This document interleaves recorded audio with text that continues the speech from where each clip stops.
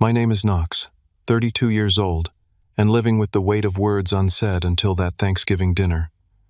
I never thought a simple dessert course would become the battlefield where years of hurt would finally surface. When Aunt Deborah casually said she wished I'd never been born, everyone laughed it off as her usual acerbic humor. Everyone except me. Something inside finally snapped as I set my fork down, heart pounding against my ribs. Before I tell you what happened at that dinner table, let me know where you're watching from. Hit like and subscribe if you've ever had to stand up to that one toxic family member who always tries to bring you down. I've always been the family achiever, the one who checked all the boxes. Good grades through school computer science degree, from a respectable university steady, climb up the corporate ladder at a software development company in Boston. From the outside, I had it all together. My apartment downtown, my responsible financial habits, my carefully constructed professional image, all of it designed to prove something. To whom? That's the million-dollar question I avoided asking myself for years. The answer, though, I hated to admit, it was my family. Specifically, Aunt Deborah. My mother's older sister had been a looming presence throughout my childhood, always ready with a cutting remark or backhanded compliment. Nothing I achieved was ever quite enough. My straight-as should have been accompanied by more extracurriculars. My scholarship wasn't to an Ivy League school. My first job wasn't prestigious enough. My promotion came rather late compared to my peers. Our relationship had always been this way. My earliest memories include her scrutinizing gaze at family gatherings, the slight purse of her lips before she'd offer some observation about my appearance, my manners, my potential, always framed as helpful concern, but landing like precision strikes to my self-confidence. Just trying to make sure you reach your potential. Knox, she would say, patting my cheek with cold fingers, someone has to be honest with you. That Thanksgiving had particular significance. After 5 years at my company, I'd finally landed a major promotion to lead developer, overseeing a team of 12 and a project with potential industry-wide impact. This achievement felt different, substantial enough that maybe, just maybe, it would finally earn genuine approval instead of qualified praise from Aunt Deborah. The week before Thanksgiving, I'd spent hours rehearsing how I'd casually mention the promotion. Not too boastful, but confident. Matter of fact, but with enough detail to convey the significance. I'd imagined various scenarios prepared for different reactions. What I didn't prepare for was what actually happened. The drive to my parents' suburban home that Thursday morning was filled with unusual optimism. New England's fall colors had faded, leaving behind bare trees against a crisp blue sky. I'd brought an expensive bottle of wine and my mother's favorite chocolates. The familiar streets of my childhood neighborhood seemed more welcoming than oppressive for once.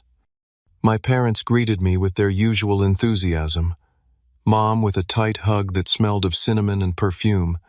Dad with a firm handshake that transitioned into an awkward half-embrace. My younger sister Madison was already in the kitchen with her husband Thomas and their 4-year-old daughter Lily, who ran to me with sticky hands and unbridled affection. Uncle Knox. I lost a tooth, she announced proudly, displaying the gap in her smile. That's amazing, Lily. Did the tooth fairy come? I swung her up into my arms, grateful for the uncomplicated joy of a child's company. Aunt Deborah arrived precisely on time as always. She swept in wearing an obviously expensive cashmere sweater and carrying a homemade pie that would undoubtedly be perfect. My Uncle Roger followed behind, carrying the good wine they'd brought, his expression already apologetic, as it often was in family gatherings. Knox, she said, air-kissing near my cheek. You look tired. Working too hard as usual. You know stress ages the skin prematurely. And so it began. But I was determined not to let her affect me this time. I had good news after all. Real, substantial good news. The early part of the gathering went as these things typically do. Kitchen chaos as final preparations came together, the football game providing background noise in the living room, scattered conversations and catching up. I helped my father carve the turkey, arranged serving dishes, mixed drinks, played with Lily, and waited for the right moment to share my news. That moment came during the first course, as we passed mashed potatoes and gravy around the table. So I actually have some news, I said during a natural lull in conversation. I got promoted last week. I'm leading the development team on the Reynolds project now. The table erupted in congratulations. My mother beamed with genuine pride. Dad raised his glass in a toast. Madison gave me a thumbs up across the cranberry sauce. Even Uncle Roger offered sincere congratulations. And then there was Aunt Deborah, whose smile never quite reached her eyes. "Well," she said, buttering a roll with precise movements, "it's about time they recognized you. Though I suppose it's not surprising it took so long given how you've always struggled with assertiveness." Just like that, the shine dimmed on my moment. But I had anticipated something like this. I was ready this time. I wasn't going to let her take this from me. "Actually," I replied evenly, "the timeline is pretty standard for our industry. If anything, I'm ahead of the curve." She raised an eyebrow. "Is that what they told you to make you feel better about waiting so long? How thoughtful." And then she smoothly changed the subject, asking my mother about her garden club. The conversation moved on, but something had shifted inside me. A tiny crack in the dam of patience and politeness I'd built over decades.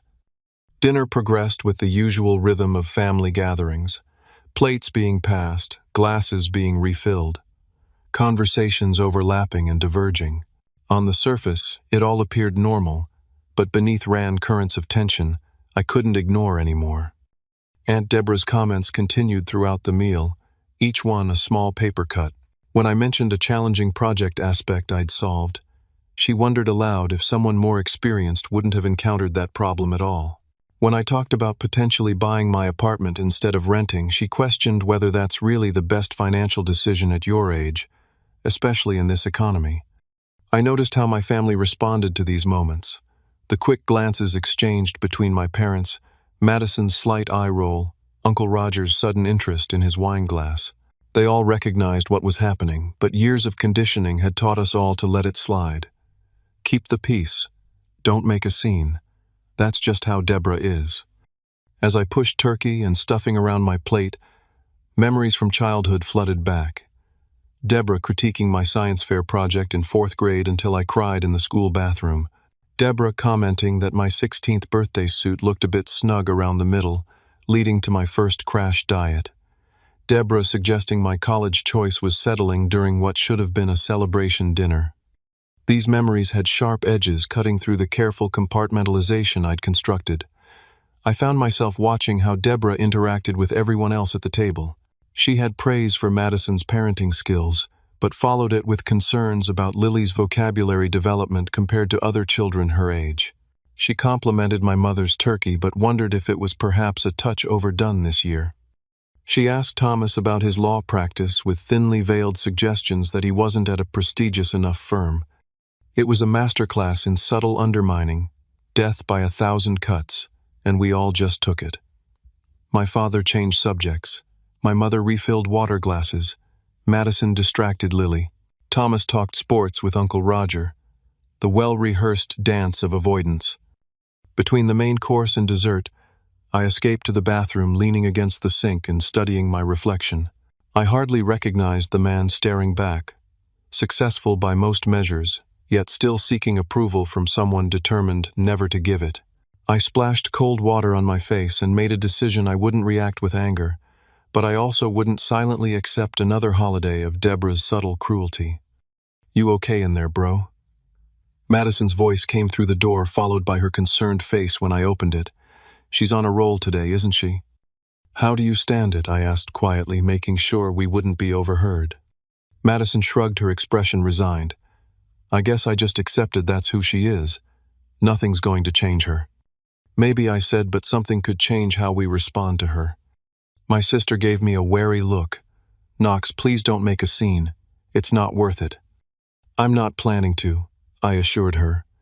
"But I'm also done pretending everything's fine." When we returned to the dining room, Mom was serving her famous apple pie with vanilla ice cream. The atmosphere had lightened somewhat with Lily's antics, drawing genuine laughter. I took my seat, trying to recapture some of the determination I'd felt in the bathroom mirror. As dessert progressed, I shared a story about mentoring a new junior developer at work, a young woman named Sophia, who reminded me of myself when I was starting out. I described how rewarding it felt to help someone navigate the challenges I'd once faced. "That's wonderful, Knox," my mother said warmly. "You've always been good at explaining things to others." "Yes," Aunt Deborah interjected, setting down her fork with precision. "Though mentoring can sometimes be a distraction from your own work, I hope it doesn't affect your performance now that you have actual responsibilities." I felt my jaw tighten but kept my voice even. "Actually, being a good leader means developing your team. It's part of the job description." "Well," she replied with a dismissive wave, "I suppose someone has to take these young people under their wing. Though in my experience, too much hand-holding creates dependency rather than competence." The table fell uncomfortably silent for a moment. I could feel everyone bracing for what might come next. The familiar pattern of provocation, response escalation, and eventual awkward change of subject. But this time something different happened. As I opened my mouth to respond with another reasonable defense, Aunt Deborah shook her head and said the words that would change everything but, "Knox always so sensitive about criticism. Sometimes I wish you were never born into this family. You'd have been spared the burden of such a thin skin." The dessert plates gleamed under the dining room chandelier. Mom had brought out the good china, the set with delicate blue flowers around the edges that only appeared for holidays and special occasions. The apple pie released cinnamon-scented steam, as it cooled whipped cream melting over the warm filling, creating rivers of white against golden-brown crust. The scene could have been from a Norman Rockwell painting, the perfect American Thanksgiving tableau. Then those words landed like a grenade at the center of the table. "Sometimes I wish you were never born into this family." Everyone laughed. Not full-throated, genuine laughter, but the uncomfortable chuckle people produce when something inappropriate happens in public. The kind of laugh that says, "This is awkward, but we're going to pretend it's humor." Dad coughed into his napkin. Mom busied herself with serving more pie. Madison shot me a sympathetic glance while Thomas suddenly became fascinated with his dessert fork. Everyone laughed except me. I put my fork down slowly, deliberately, the sterling silver making the softest clink against fine china. The apple pie before me, which had smelled so enticing moments before, might as well have been cardboard. My mouth went dry. My palms grew damp. Inside my chest, my heart hammered so hard I was certain everyone could hear it, could see my shirt moving with each beat. 28 years of comments just like this one flashed through my mind like a grotesque slideshow. The subtle digs, the backhanded compliments, the constant moving of goalposts so that no achievement was ever quite enough. The way she could find the soft underbelly of any joy and slip her knife in so smoothly, you almost didn't feel the cut until later. I became intensely aware of every sensation in my body.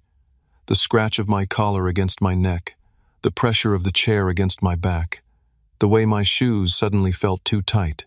My face felt hot, then cold. Time seemed to slow down as I considered my options. I could do what I always did, force a smile, deflect, change the subject, retreat to lick my wounds in private, the path of least resistance, the expected response. Or I could do something else entirely. "Knox, she's just joking," my mother said nervously, her eyes pleading. "You know how Deborah's sense of humor can be." Aunt Deborah herself was already moving on, asking Lily if she wanted more ice cream, acting as if she hadn't just said she wished I didn't exist. The ultimate dismissal, saying something devastating and then treating it as so insignificant it didn't even warrant acknowledgement. "No," I said, my voice surprisingly steady. "I don't think that was a joke." Conversation halted. Forks paused midway to mouths. Eyes widened and darted between Aunt Deborah and me. "Oh, don't be so dramatic," Deborah said with an exaggerated eye roll. "This is exactly what I mean about your sensitivity. It was obviously a figure of speech." I looked at her directly, maintaining eye contact in a way I never had before. "Was it because it sounded like something you actually meant?" Uncle Roger cleared his throat. Now, let's not turn this into something it's not. We're all family here." "Yes," I agreed, still looking at Aunt Deborah. "We are family. Which makes me wonder why you've spent my entire life finding new ways to tear me down." The table went completely silent. This wasn't in the script. This wasn't how these interactions were supposed to go. I had deviated from the decades-old pattern, and no one knew quite how to respond. "I have done no such thing," Aunt Deborah said, her voice rising slightly. "I've only ever wanted the best for you. If honest feedback feels like criticism, perhaps, that says more about you than it does about me." I felt a strange calm spreading through me. Years of suppressed responses, carefully swallowed retorts, and ignored pain had created a pressure that was finally finding release, but not as anger, as clarity. I smiled. Not the fake, placating smile I usually wore during these encounters, but a genuine smile born of sudden understanding. I was done performing for her approval, done accepting the unacceptable, done pretending that cruelty was just Deborah being Deborah. "You just said you wished I was never born," I said quietly. "And everyone at this table laughed because we've all normalized your behavior for so long that even saying something that horrible seems within bounds." Aunt Deborah's face flushed. "I was making a point about your hypersensitivity, which you are demonstrating perfectly right now." I shook my head. "No, what I'm demonstrating is having boundaries. There's a difference." And then I said it. The one line that would change everything. "Did you ever think that your constant criticism of everyone around you might be why Uncle Roger has been having an affair with his assistant for the past 3 years? The words hung in the air like smoke after an explosion. No one moved. No one spoke. The only sound was the distant tick of my mother's antique wall clock and the soft hiss of the radiator. Aunt Deborah's face went from flushed to ashen in seconds. Her perfectly manicured hand froze midway to her water glass. Uncle Roger looked as though he might slide under the table, his expression a mixture of mortification and relief, as if some terrible pressure had been suddenly catastrophically released. My mother's hand flew to her mouth. "Knox," she gasped. I hadn't planned to say it. I'd known about the affair for months. I'd seen Uncle Roger and his assistant having dinner together in a restaurant near my office, their body language unmistakable. When confronted privately, he'd broken down and confessed everything, begging me not to tell Aunt Deborah, claiming he was working up the courage to either end the affair or his marriage. I'd reluctantly agreed to his request for time. But in that moment, with Deborah's words still echoing in my ears, the secret had emerged as the perfect weapon, and I'd used it. "That's not true," Aunt Deborah said, but her voice lacked conviction. Her eyes darted to Uncle Roger, whose silence was confirmation enough. "Roger?" she asked, her voice suddenly small. Uncle Roger couldn't meet her gaze. He stared at his half-eaten pie, shoulders slumped in defeat. "Deborah, we should discuss this at home." "My God," she whispered. "It is true." The power in the room had shifted seismically. For the first time in my life, Aunt Deborah appeared vulnerable, stripped of her armor of superiority. I expected to feel triumph, or at least vindication. Instead, I felt an unexpected wave of sadness, not for her, but for all of us, and the years we'd wasted in this unhealthy dynamic. "Knox, that was completely inappropriate," my father said, though there was a lack of conviction in his tone. I caught a flicker of something else in his eyes. Was it respect? "I know," I acknowledged. "And I'm sorry it came out this way." I turned to Uncle Roger. "I promised you time, and I broke that promise. That was wrong of me." Madison was staring at me with wide eyes, her fork suspended in midair. "Wait, you knew about this?"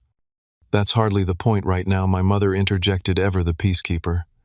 "Deborah, Roger, perhaps you two should—" "No," Aunt Deborah interrupted, suddenly regaining some of her composure. "This is a pathetic attempt by Knox to deflect from his own issues by creating drama. Always the problem child, always seeking attention." It was such a stunning reversal of reality that I actually laughed, not mockingly but in genuine disbelief. Incredible. Even now you can't stop. "Stop what?" she demanded. "The gaslighting, the cruelty disguised as concern, the need to make everyone around you feel small so you can feel big." Thomas, who had remained silent throughout this exchange, cleared his throat. "Knox has a point, Deborah. You do have a habit of saying pretty harsh things and then acting like others are overreacting when they get hurt." "Exactly when have I done this?" Deborah challenged, her voice sharp. "Last Christmas," Madison said quietly. "You told me I'd let myself go after having Lily. I cried in the bathroom for 20 minutes. "I was concerned about your health," Deborah protested. At my law school graduation, Thomas added, you said, it was impressive I'd made it through considering my background, as if growing up middle class in Milwaukee made me some kind of charity case. That was a compliment on your determination. One by one, family members began recounting incidents, small and large, where Deborah's words had cut deep. It was as if a dam had broken. Years of silently endured comments came pouring out. Aunt Deborah stood abruptly, her chair scraping against the hardwood floor. I don't have to sit here and be attacked in my own family. Roger, we're leaving. Uncle Roger hesitated, looking torn. Roger, she repeated, her voice dangerous. He stood slowly, avoiding everyone's eyes. I'm sorry about all this, he muttered. Don't apologize to them, she snapped. Knox deliberately humiliated us. No, I said calmly. I just stopped pretending that your behavior is acceptable. There's a difference. Aunt Deborah gathered her purse and coat with rigid movements. Margaret, she said to my mother, call me when your son remembers his manners. As she stalked toward the door, Uncle Roger following like a shadow, she turned back for one parting shot. I meant what I said, Knox. This family would have been better off without your drama and sensitivity. The front door slammed hard enough to rattle the windows. In the silence that followed, I felt a curious mixture of emotions. Regret at how things had exploded, relief, that it was finally out in the open, worry about the fallout, but most surprisingly a profound sense of peace. For the first time in my adult life, I had stood my ground with the person who had made me feel inadequate since childhood. Well, my father finally said that was certainly a Thanksgiving to remember. Knox, my mother began, her voice wavering between concern and reproach. Was that really necessary? Honestly, yes, I replied. I think it was long overdue. But exposing Roger's affair like that. I know. That part I regret. He deserved better. I pushed my plate away, appetite gone. I should probably go too. No, Madison said firmly. You don't need to leave. What you said needed to be said, even if the timing was dramatic. She's right, Thomas agreed. Deborah's been bullying this family for years, and we've all just taken it. Maybe this needed to happen.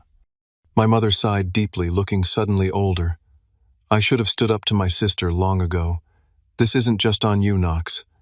I looked around the table at my family, really looked at them perhaps for the first time. My father's face showed a mixture of concern and what might have been pride. Madison was nodding subtly, as if confirming something to herself. Thomas appeared relieved, and little Lily was blissfully unaware, happily smashing ice cream into pie crust. I still think I should go, I said gently. Give everyone some space to process. But I'm not sorry I finally said something. I'm just sorry about how it all came out. As I stood to leave, Madison reached for my hand. Thank you, she whispered. Really. The drive back to my apartment felt surreal. The same roads I'd traveled that morning now seemed to belong to a different world entirely. The radio played Christmas music already, Bing Crosby crooning about white Christmases, creating a bizarre soundtrack to my racing thoughts. My hands shook slightly on the steering wheel, adrenaline still coursing through my system. Had I really done that? Had I actually stood up to Aunt Deborah after all these years, and in such a spectacular bridge-burning fashion? The weight of what had transpired settled on me gradually as I navigated the nearly empty streets. I had exposed Uncle Roger's affair in the worst possible way. I had potentially fractured family relationships beyond repair. I had deviated so completely from the carefully constructed image I'd maintained for years. The peacekeeper, the achiever, the one who never rocked the boat. Yet beneath the guilt and uncertainty, something else was emerging: relief. A profound, bone-deep relief that felt like putting down a heavy burden I'd carried for so long I'd forgotten it wasn't part of me. My apartment welcomed me with its familiar silence. I kicked off my shoes, loosened my tie, and collapsed onto the couch, staring at the ceiling. My phone had been buzzing intermittently since I'd left, but I couldn't bring myself to check it yet. Whatever was waiting, recriminations, support, damage control, could wait until morning. Sleep eluded me that night. I replayed the scene at the dinner table countless times, sometimes wincing at my own words, other times feeling a surge of vindication. By morning, exhaustion had settled in, along with a strange sense of emptiness, as if I'd been hollowed out and was waiting to see what would fill the void. The first call came from Madison, around 9 in the morning. "How are you holding up?" she asked without preamble. "Honestly, I'm not sure." "How bad is it?" She let out a short laugh. "Well, Mom's been on the phone with various relatives since 6 this morning doing damage control. Dad's surprisingly chill about the whole thing. I think he might have secretly enjoyed seeing Deborah finally get called out. And I just got a text from cousin Jessica saying Uncle Roger moved into a hotel last night." I groaned. "God, I feel terrible about that part. I never meant to blow up his marriage." "Knox, listen to me," Madison said firmly. "Their marriage problems aren't on you. This was going to come out eventually. And for what it's worth, I think you showed incredible restraint considering all the crap Deborah's put you through over the years." "Does everyone hate me now?" I asked, feeling absurdly like a child again. "Quite the opposite, actually. I've gotten 3 separate texts from family members essentially saying, 'About time someone stood up to her.' You might be surprised how many people are on your side." The next call was from Uncle Roger himself. His voice sounded rough, tired. "Knox, I need to clear the air," he began. "I'm not angry with you." "You should be," I replied. "What I did was unforgivable." Maybe he conceded, but it was also inevitable. My affair was wrong and I've been a coward about ending it or coming clean. That's on me, not you. "How are things with Aunt Deborah?" I ventured. He sighed heavily. "As you can imagine, not good. But truthfully, they haven't been good for years. Your aunt is not an easy person to live with. I'm not excusing my behavior, but there's a reason I looked elsewhere for connection." After we hung up, I sat with that revelation. I'd always seen Uncle Roger as Aunt Deborah's sidekick, her silent supporter. It had never occurred to me that he might be another of her victims in his own way. The days after Thanksgiving unfolded in unexpected patterns. I returned to work, throwing myself into the new responsibilities of my promotion, finding comfort in the structure and logic of coding. My team noticed something different about me. A new directness, perhaps, or a confidence that hadn't been there before. "You seem more present," Sophia, the junior developer I'd been mentoring, observed during our weekly check-in. "Like you're fully here now." I considered her words. "I think maybe I am." A week after the incident, I received a text from my youngest cousin, Zach, Deborah, and Roger's son. We'd never been particularly close. He was 10 years younger than me and had always been shielded by Aunt Deborah's influence. "Can we meet for coffee sometime?" his message read. "There's a lot I want to talk about." We met at a cafe near my office the following Saturday. Zach looked like a younger version of Uncle Roger, with the same gentle eyes and uncertain smile. But there was something new in his demeanor, a straightness to his shoulders that hadn't been there before. "I wanted to thank you," he said after we'd exchanged awkward greetings, "for what you did at Thanksgiving." I nearly choked on my coffee. "You're thanking me for publicly humiliating your parents." He shook his head. "For finally saying what nobody else would. Mom's difficult. Growing up with her was like walking through a minefield. I never knew what would set her off, what arbitrary standard I'd fail to meet next." The realization hit me with stunning clarity. Of course, if Aunt Deborah had been this way with extended family, how much worse must it have been for her own son? "I'm sorry," I said. "I never really considered how it was for you." "Nobody did," he replied without bitterness. "Everyone was too busy navigating their own relationship with her. But watching you stand up to her, it changed something for me. I've started therapy, actually, trying to unpack some of this stuff." "That's great, Zach. Really? Dad's doing better too, believe it or not. Says he feels like he can breathe for the first time in decades." As we talked, I began to see the wider ripples of what had happened at Thanksgiving. My moment of rebellion hadn't just been about me. It had created space for others to examine their own relationships with Aunt Deborah. Some, like Zach, were finding liberation. Others, like my mother, were wrestling with complicated feelings of loyalty and guilt. Over the next few weeks, family alliances shifted and reformed. Some relatives sided firmly with Deborah, seeing me as the villain who had disrupted family harmony. Others reached out privately to express support, or share their own stories of Deborah's behavior. My mother found herself caught in the middle, torn between loyalty to her sister and the dawning recognition of how toxic that relationship had been.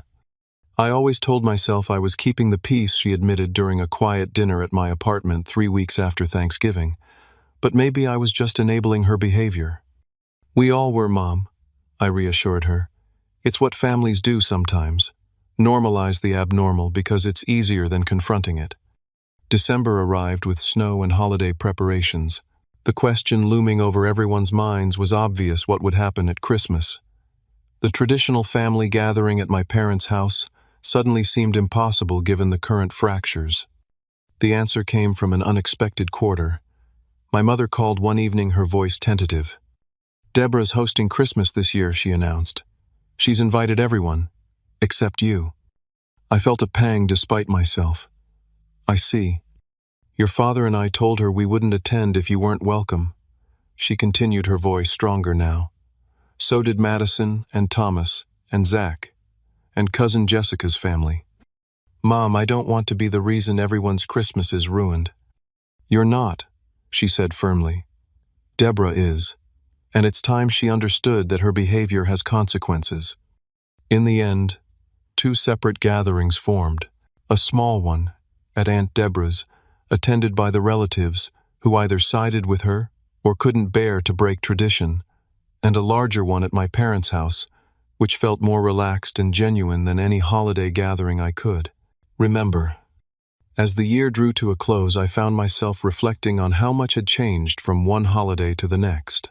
I'd started therapy myself, working through the accumulated weight of years spent seeking Deborah's approval and coming to terms with the fact that I would never receive it, and more importantly, that I no longer needed it. One snowy afternoon in January, the universe decided to test my progress. While shopping for groceries, I rounded a corner and came face to face with Aunt Deborah. She was studying a display of oranges, her expression as critical and evaluating as ever. Our eyes met. Time seemed to slow. I felt my heart rate increase, old patterns trying to reassert themselves. The automatic deference, the anticipatory anxiety. But something was different now. I could see Deborah clearly for perhaps the first time. Not as the all-powerful arbiter of worth I'd built her up to be in my mind, but as a deeply unhappy woman whose critical nature had cost her the connection she secretly craved. "Hello, Deborah," I said calmly. She stiffened, looked right through me as if I were a stranger, and walked away without a word. As I watched her retreat down the aisle, I realized I felt no anger, no resentment, only a profound sadness for all the years and relationships wasted, and a quiet determination that I would not carry that pattern forward in my own life. The first major holiday after the Thanksgiving confrontation was Easter. Traditionally, the family would gather at my parents' house for an elaborate lunch and an egg hunt for the children. This year, the invitation came with an unspoken question. What would the dynamic be like without Aunt Deborah present? She had maintained radio silence with most of the family since Christmas. Uncle Roger had filed for divorce in February, a development that sent shockwaves through the extended family despite its inevitability. He'd moved into a small apartment downtown, and according to those still in contact with him, seemed to be slowly rediscovering himself after decades in Deborah's shadow. He joined a bowling league, my mother reported with something like wonder during one of our weekly phone calls. Roger. Bowling. Can you imagine? I couldn't truthfully. In all the years I'd known my uncle, he'd never expressed interest in anything Aunt Deborah didn't approve of. It was like watching someone emerge from a long hibernation, blinking in the sudden light. The Easter gathering itself was notably different, lighter somehow, as if a heavy cloud had dissipated. Conversations flowed more naturally. People laughed more readily. Even my father, typically reserved at family functions, told stories and jokes with unexpected animation. Madison pulled me aside as we watched Lily hunting for eggs in the backyard. "It's weird, right? How different everything feels." The answer, though I hated to admit it, was my family. Specifically Aunt Deborah. My mother's older sister had been a looming presence throughout my childhood, always ready with a cutting remark or backhanded compliment. Nothing I achieved was ever quite enough. My straight A's should have been accompanied by more extracurriculars. My scholarship wasn't to an Ivy League school. My first job wasn't prestigious enough. My promotion came rather late compared to my peers. She considered for a moment. Good, weird, like we can all breathe now. She bumped my shoulder with hers. Thanks to you, brave confronter of toxic ants. Good weird or bad weird, I asked. Maybe she conceded. But sometimes a clean break is what's needed, like pulling off a bandage. As spring turned to summer, I found myself flourishing in unexpected ways. The energy I'd previously devoted to seeking approval and managing my reactions to criticism was now channeled into my work, my friendships, and new interests. I took up rock climbing. I joined a book club. I started dating again after a 2-year hiatus. You seem different, remarked Grace, a woman I'd been seeing for several weeks as we shared dessert at a restaurant near the harbor. More present, more yourself. I smiled, recognizing the observation as similar to what Sophia had noticed months earlier. I am different. I finally stopped trying to earn the approval of someone determined not to give it. My therapist, Dr. Lillian Chen, helped me understand the deeper patterns at work. What's interesting, she observed during one session, is how your relationship with your aunt shaped so many aspects of your life without you realizing it.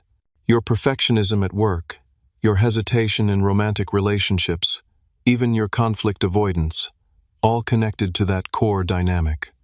She was right. I'd built my entire personality around proving my worth to someone who would never acknowledge it. The liberation from that pattern was still unfolding, revealing aspects of myself I'd never had the freedom to explore.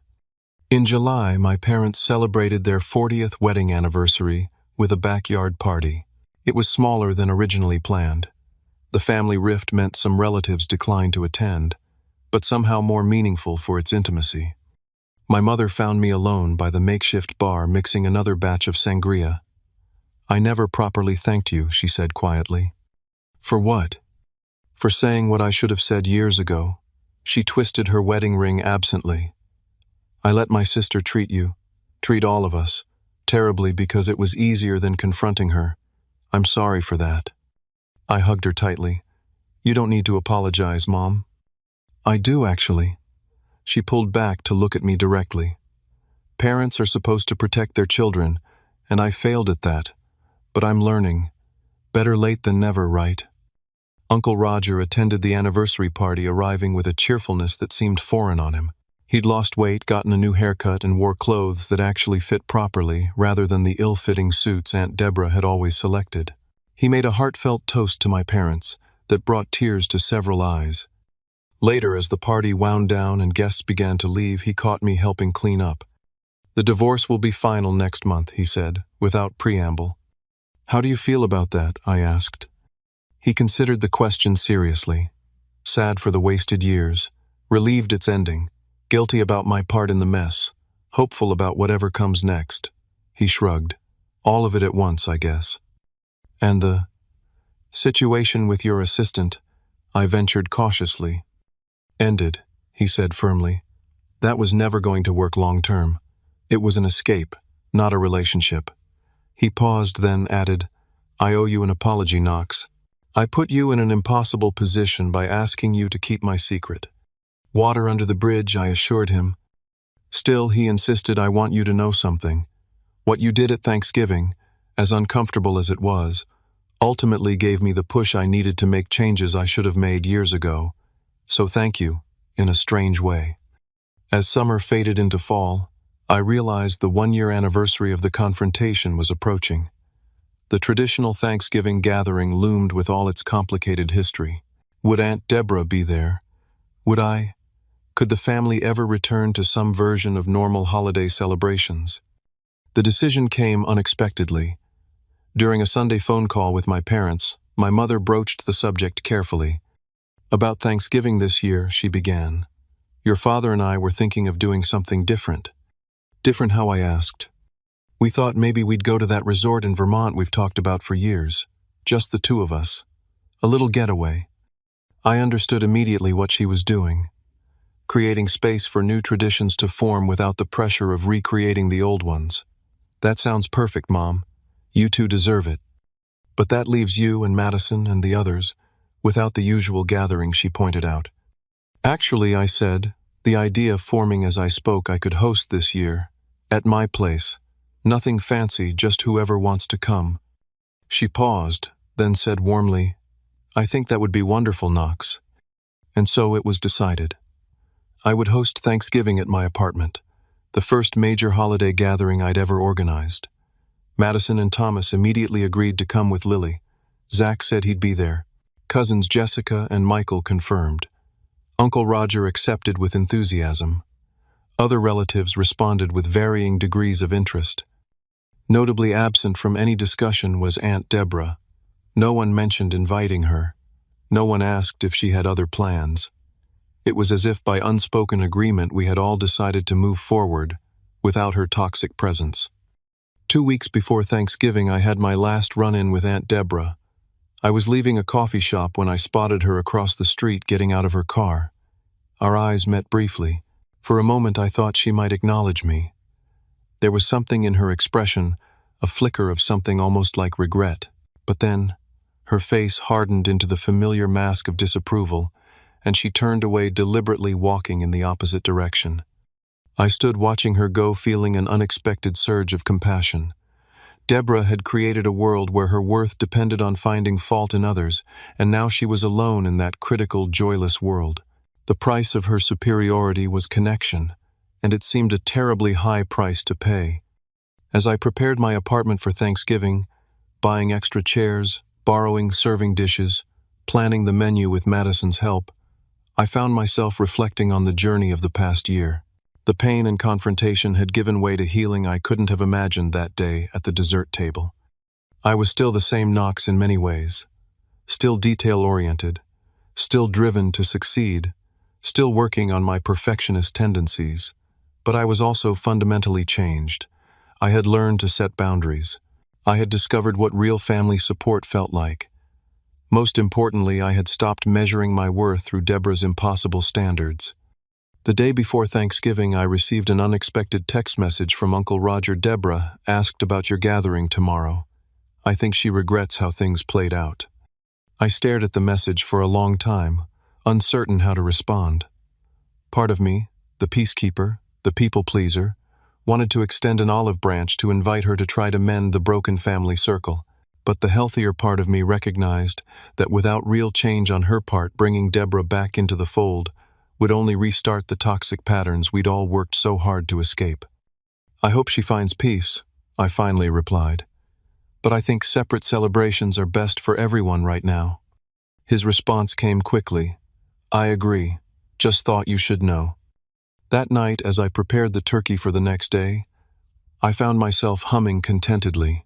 For the first time in my adult life, I was genuinely looking forward to a holiday gathering, not with anxiety or dread, but with simple joy at the prospect of sharing a meal with people I loved in a space free from criticism and judgment. Whatever happened next with Aunt Deborah, reconciliation, continued estrangement, or something in between, would unfold in its own time, but it would happen on different terms. Never again would I sacrifice my well-being for the illusion of family harmony. Never again would I accept cruelty as the price of belonging. 1 year after that fateful Thanksgiving dessert, I stood in my apartment kitchen carving a golden brown turkey as laughter drifted in from the living room. Through the doorway, I could see Madison showing Lily how to fold napkins into swans. Thomas and Uncle Roger were deep in conversation about a football game. Cousins Jessica and Michael were arranging appetizers, while Zach mixed drinks with flourish. My apartment, usually so orderly and quiet, hummed with the beautiful chaos of family. My parents had called that morning from their Vermont getaway, sounding relaxed and happy. Everything ready for your big hosting debut, my father had asked. As ready as I'll ever be, I'd replied. Though I think I bought enough food for twice as many people. That's the sign of a true holiday host, my mother had laughed. Better too much than too little. Now, as I arranged turkey slices on a serving platter, I marveled at how much had changed in a single year. The person I'd been at last Thanksgiving, anxious approval, seeking walking on eggshells, seemed like a distant acquaintance rather than my former self. Therapy had helped enormously. Dr. Chen had guided me through understanding the roots of my people-pleasing tendencies and the complex family dynamics that had shaped them. Family systems often resist change, she'd explained. When you altered your role by standing up to your aunt, you forced the entire system to reorganize itself. That reorganization had been painful at times, illuminating at others. Some relationships had deepened significantly.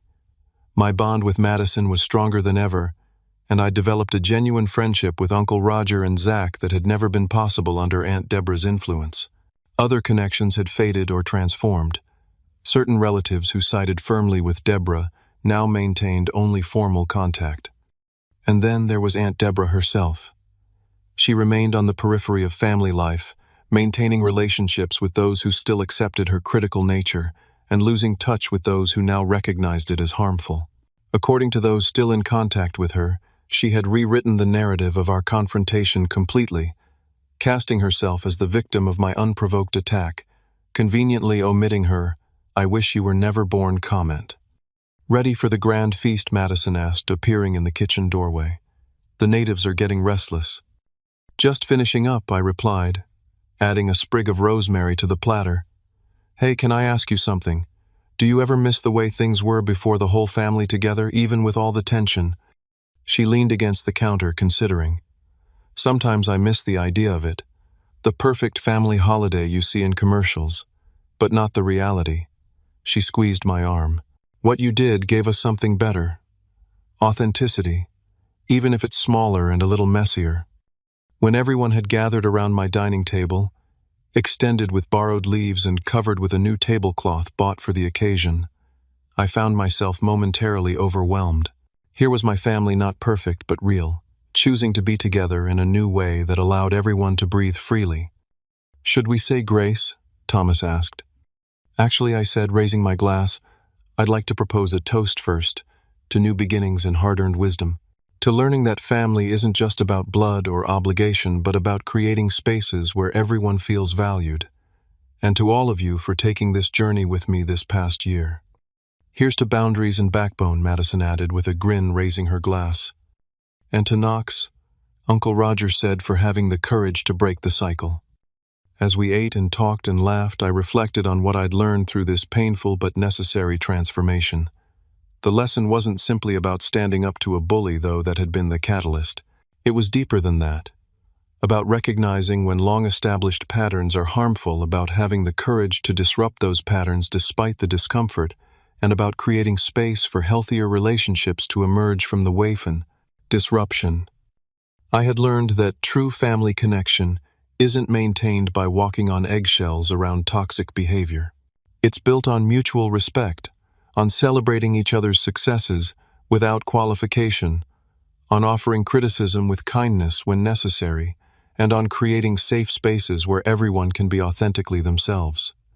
Most importantly, I'd learned that standing in your truth, even when it feels terrifying, even when it disrupts the status quo, is ultimately the path to freedom. The momentary discomfort of confrontation pales in comparison to the slow soul death of constant acquiescence. After dinner, as we moved to the living room for coffee and dessert, apple pie, of course, though the associations were forever changed, Lily climbed into my lap with a storybook. "Uncle Knox," she asked innocently, "why doesn't Great-Aunt Deborah come to dinner anymore?" The room quieted, everyone suddenly interested in my response. I thought carefully about how to answer truthfully while remaining appropriate for a 5-year-old. "Sometimes, Lily," I said gently, "people in families have different ideas about how to treat each other. Great-Aunt Deborah and I disagreed about that, and we decided it was better to celebrate holidays separately." She considered this seriously. "Was she mean?" Madison started to intervene, but I shook my head slightly. "Yes, sometimes she was, and it's okay to choose not to be around people who are mean to you, even if they're family." Lily nodded, apparently satisfied with this explanation. "I like our Thanksgiving better this way," she declared before opening her book. "Everyone's happy. Out of the mouths of babes, as they say." Later that evening, as guests began to depart with containers of leftovers and warm hugs, Uncle Roger lingered behind. "I wanted you to know," he said quietly. "Deborah's started therapy. I raised my eyebrows in surprise. Really? That doesn't seem like something she would do. Losing most of her family connections has been harder on her than she expected, he explained. I don't know if it will lead to real change, but it's something. I hope it helps her, I said sincerely. Everyone deserves peace. He nodded. Don't expect miracles or apologies anytime soon. But I thought you should know your stand had far-reaching effects more than you might realize. After everyone had gone and I was alone in my apartment, now bearing the pleasant disarray of a successful gathering, I sat with a final glass of wine contemplating the journey of the past year. The confrontation at last Thanksgiving had been a defining moment, but it was the choices made every day since then that had truly transformed my life. I had chosen self-respect over approval-seeking. I had chosen authentic connection over superficial harmony. I had chosen truth, however uncomfortable, over comforting lies. And in doing so, I had found a freedom and peace I hadn't known was possible. As I looked toward the future, I felt none of the anxiety that had previously accompanied thoughts of family gatherings. Whatever came next, whether eventual reconciliation with Aunt Deborah or continued separate paths, I knew I could face it with integrity and strength. The simple truth I'd discovered was that standing up for yourself doesn't mean losing family. It means creating space for real family connections to flourish. Sometimes the family you preserve by speaking your truth is more valuable than the family you lose by doing so. So if you're watching this and recognizing your own Aunt Deborah in your life, remember that you deserve respect. You deserve to be celebrated rather than diminished. And sometimes the bravest, most loving thing you can do, for yourself and ultimately for everyone else, is to put your fork down slowly, look toxic behavior in the eye, and calmly say, no more. Have you ever had to stand up to a toxic family member? How did you handle it? Share your experience in the comments below. If this story resonated with you, please like and subscribe to hear more journeys of personal growth and family transformation. And remember, creating healthy boundaries isn't selfish. It's an act of self-love that ultimately benefits everyone brave enough to respect them. Thank you for listening to my story, and I wish you courage on your own journey to authentic living.